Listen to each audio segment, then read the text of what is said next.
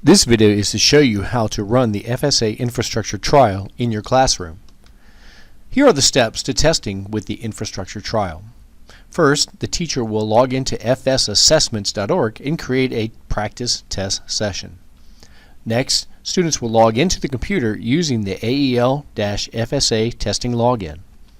Students will choose the practice test. The teacher reads the script verbatim. Students complete the test, and teachers report the results. So the first step is for teachers to go to fsassessments.org and create a practice test session. In order to do that, you just go to Test Administration, TA Training Site, TA Training Site again, log in with your credentials, and then you'll come to this page. These are the tests that you can choose. Now we're doing the Infrastructure Trial test, so hit the plus sign by Infrastructure Trial, and then hit the checkbox by FSA Infrastructure Trial test. Next, start your practice session. Notice up here is the session ID. That is what you will need to give to your students to do the Infrastructure Trial. The next step is for students to log themselves off of their own computers and log in with these credentials. Username AAL-FSA test, password OCPS test. If you're in a lab setting, you want to make sure all students have not logged themselves in, but are logged in with the AEL-FSA test login. As soon as they get there, it will take them to the FSA login screen where they will choose Practice Test. So here we are on the FSA testing site the students will see. Once again, no need to log in up here. They just go to the Practice Test site. Now, this is important.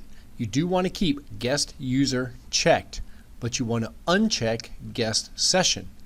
And here is where you will put in the session ID that you created in your practice test session.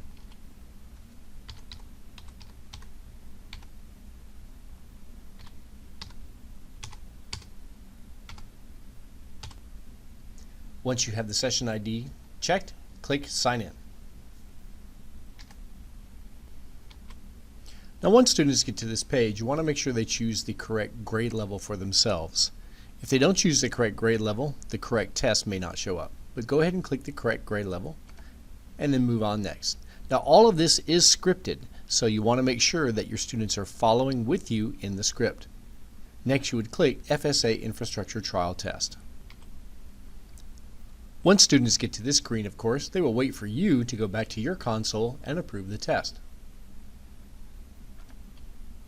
Notice I have approvals waiting. Go ahead and approve here or approve all students. At this point, students again work through their test guided by you reading the script verbatim. Now, once the test is over, you would record any difficulties that students had with their computers or with the system itself on the form that will be provided to you. Please make sure you return those forms to the designated area as soon as possible.